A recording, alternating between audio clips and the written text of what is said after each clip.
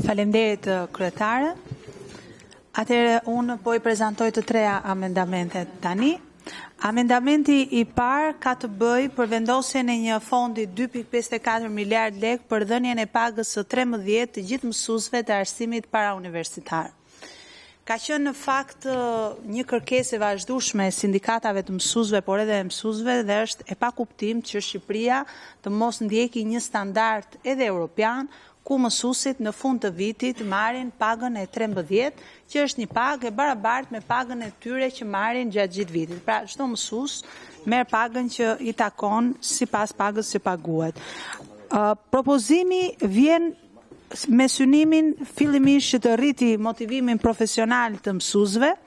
të vlerësoj rolin e mësuesve në formimin e brezit të ri, të përmirësoj kushtet ekonomike të mësuesve duke ulur dhe atë që është presioni financiar ndaj tyre, të reduktoj largimet nga profesioni I mësuesve, sepse ju e dini shumë mirë që ne kemi deficite të mësuesve në disa profile dhe ky do të ishte një motivim. Dhe sigurisht që futja e pagës së 13 përbën një instrument motivues dhe përfaqësues të cilësisë së arsimit, ndikon në rritjen e cilësisë të shërbimit që marrin nxënësit, në stabilitetin financiar të mësuesve dhe është në përputhje të plotë zëran kryetare me strategjinë kombëtare të arsimit që parashikon rritjen e cilësisë së mësimdhënies, me objektivat për rritjen e pagave që thot qeveria. Paga e 13 do të motivonte stafin arsimor dhe sigurisht që unë mendoj që ky amendament do të ishte konform gjithë praktikave të vendeve të Bashkimit Evropian, të cilët e praktikojnë për të motivuar stafin dhe për të rritur cilësinë që punojësit e sektorit publik të marrin në fund të vitit shpërblime vjetore, bonuse apo paga. Në këtë rast, unë kam zgjedhur në propozim pagën e 13 sepse ka qenë drejt për drejt një kërkesë e gjithë mësuesve të arsimit parauniversitar.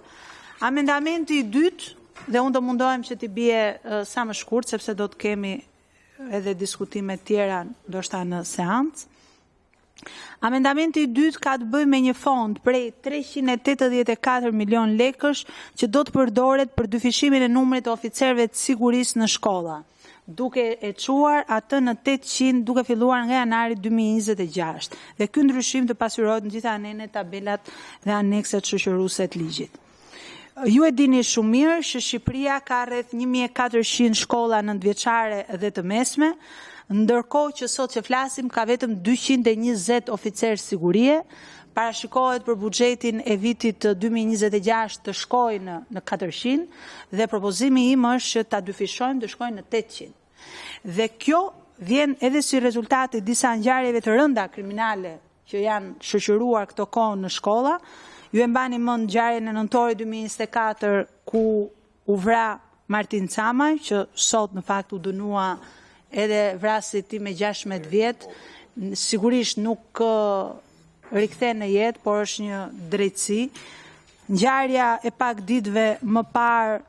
ku në Durrës u vra Erion Boba jashtë një shkolle publike, ngjarje të tjera të rënda që unë I kam emërtuar në relacion, të cilët tregojnë edhe një herë që masa e oficerit të sigurisë në shkolla është gjysmake, është e pa duhura për të shmangur rastet e bullizmit, episodet e dhunës në shkollë. Sigurisht unë nuk mendoj se është receta e vetme që shmang vrasjet edhe bullizmat në shkolla, por është një recetë e domosdoshme për aq kohë sa ne kemi shkolla sot të mbipopulluara, shkolla që punojnë me 2 turne dhe shkolla që kanë miksim edhe moshash. Në këtë aspekt prania e shtuar e oficerëve të sigurisë do të krijonte një mjedis të mbikëqyrur, një mjedis më të qetë, më parandalues, qoftë edhe në imazh dhe në frikën që mund të ndillte për dhunën nga ato të rrezikshme, duke pasur një prani konstante dhe një reagim të menjëhershëm nga oficerët e policisë, do të ishte një mbështetje për stafin arsimor në menaxhimin e situatave të vështira, do të ulte nivelin e kontakteve konfliktuale dhe do të rriste ndjenjën e sigurisë tek fëmijët dhe tek prindrit. Unë mendoj se kosto financiare e parashikuar është plotësisht e justifikuar,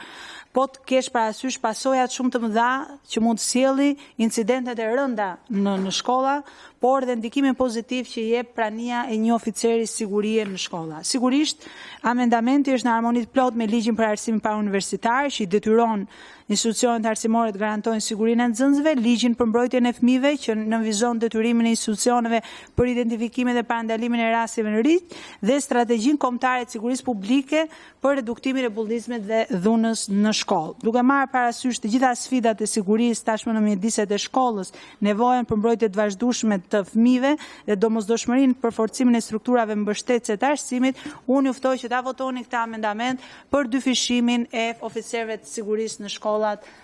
tona të arsimit parauniversitar. Dhe amendamenti i fundit, nderuar kryetare, unë jam deputete i qarkut të Vlorës. Qarku i Vlorës gjatë periudhës së verës u përfshi nga djegje masive situata e zjarreve dhe tani gjatë muajit nëntor u përfshi me përmbytje po aq masive. Bashkitë thelbësisht të prekura janë bashki të vogla, janë bashki me buxhete shumë të vogla, janë bashki që sipas raportit të qeverisë kanë të pamundur financiarisht që të mbulojnë shpenzimet e tyre të përditshme dhe jo më fatkeqësi të tilla natyrore, siç është bashkia e Delvinës, apo që është edhe më e prekura, apo Konespoli Finiqi, të cilat sigurisht ka nevojë për mbështetje. Ju e dini që situata e zjarreve ka ndodhur që në Korrik dhe ende nuk ka ndonjë ide se kur mund të dëmshpërblehen, dhe më të mendosh që do të filloj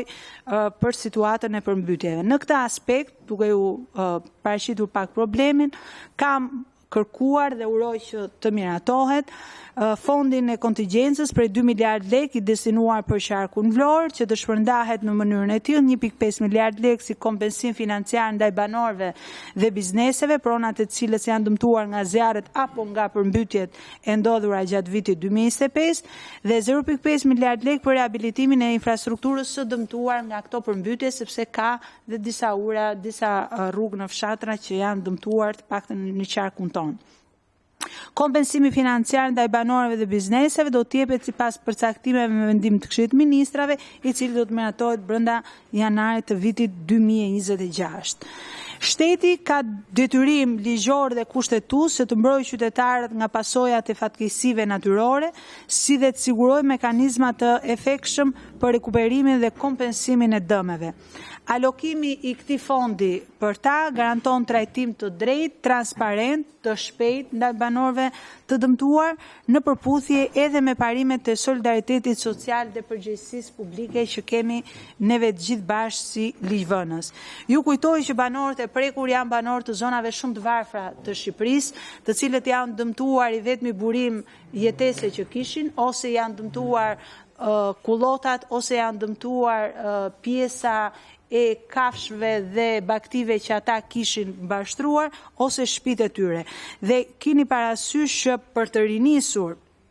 aktivitetin e tyre ekonomik, për të rikthyer prodhimin e tyre bujqësor, apo për të riparuar dhe rindërtuar banesat, ne nuk mund t'i lëmë pa afat, në kuptimin që kur të kenë buxhet bashkit, apo kur ta mendojë të arsyeshme qeveria për ndonjë vit elektoral. Dhe pa ndërhyrjen e qeverisë qendrore, është e pamundur, ja u thash, për buxhetin e bashkive lokale dhe ndikon që kjo popullsi të zgjedhë të largohet nga këto zona, të emigrojë dhe do të ishte edhe një dëm më i përhershëm për Shqipërinë, jo vetëm për ato banorë. Ndaj për ta mbyllur, ky amendament ka për qëllim